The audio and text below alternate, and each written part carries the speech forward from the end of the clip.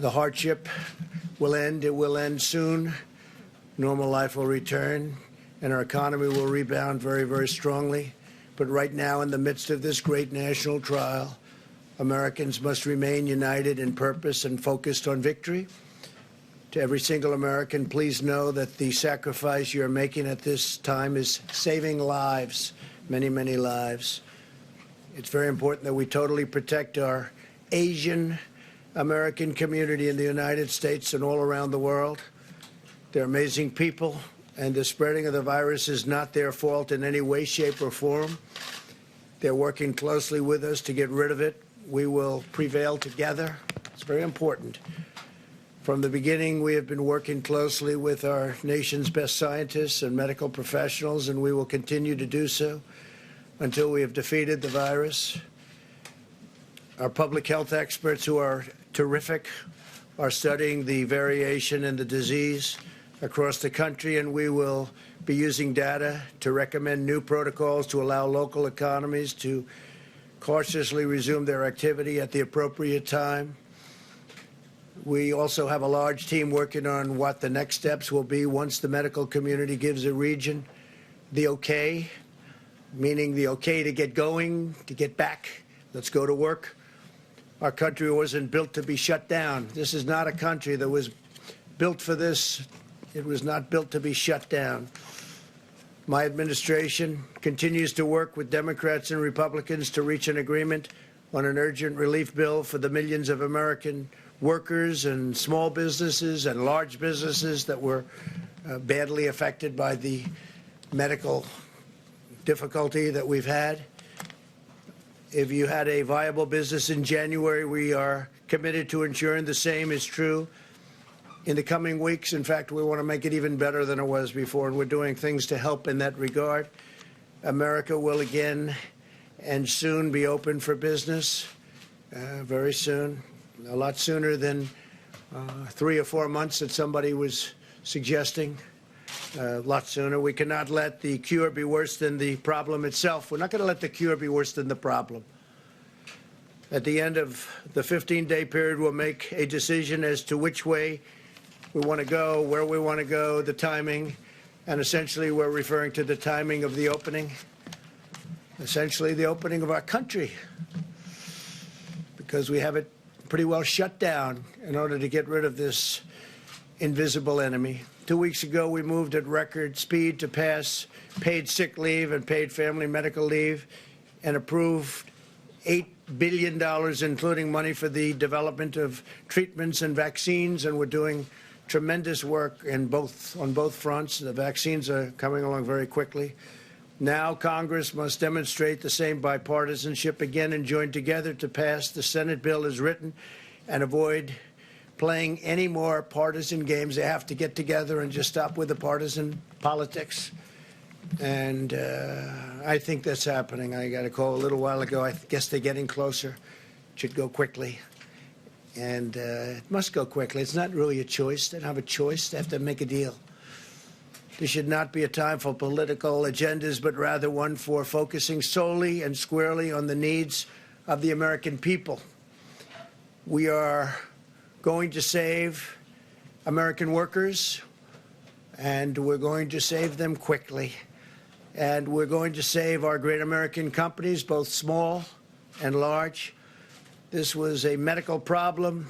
We are not going to let it turn into a long-lasting financial problem. It started out as a purely medical problem, and it's not going to go beyond that. We're just not going to allow that to happen. Our country was at its strongest financial point. We've never had an economy like we had just a few weeks ago, and then it got hit with something that nobody could have ever thought possible. And we are fixing it. We're fixing it quickly. And I want to just thank the American people for what they've been through and what they're doing. Our country will be stronger than ever before, and we fully anticipate that, and it won't be that long. Let me provide you with an update on critical supplies. FEMA is distributing 8 million N95 respirator masks and 13.3 million surgical masks across the country right now. Focusing on the areas with the greatest need, we've shipped 73 pallets of personal protective equipment to New York City and 36 pallets to the state of Washington. In the past 96 hours, FEMA has also received donations of approximately 6.5 million masks. We're having millions and millions of masks made as we speak, and other personal protective equipment, which we will be distributing to medical hotspots. We're focused on some of the hotspots. Across the nation, we're seeing an outpouring of creativity and innovative ideas widely shared between the federal health leaders, governors, and mayors, the scientific community, and members of the private sector. Really working together. Everybody's working together. I'm pleased to report that clinical trials in New York will begin existing for existing drugs that may prove effective against the virus. At my direction, the federal government is working to help obtain large quantities of chloroquine.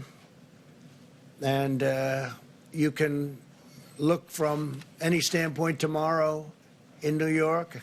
We think tomorrow pretty early, the hydroxychloroquine and the Z-Pak, I think, is a combination, probably is looking very, very good, and it's going to be distributed. We have 10,000 units going, and it'll be distributed tomorrow. It'll be available, and is now. They already have it. They're going to distribute it tomorrow morning to a lot of people in New York City and New York. We're studying it very closely, watching it very closely. You probably saw a couple of articles today came out where a gentleman, they thought he was not going to make it. He said goodbye to his family. They had given him the drug just a little while before, but he thought it was over. His family thought he was going to die.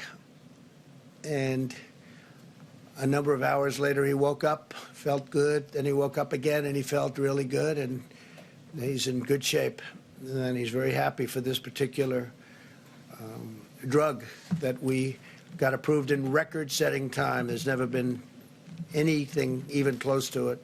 And I want to thank the FDA, which has been incredible, and Dr. Hahn, Stephen Hahn, highly respected man, but they're doing everything possible to increase production and available supply of these drugs, not only this drug, but also others that are coming. Remdesivir is coming from Regeneron. A couple of others are also under study.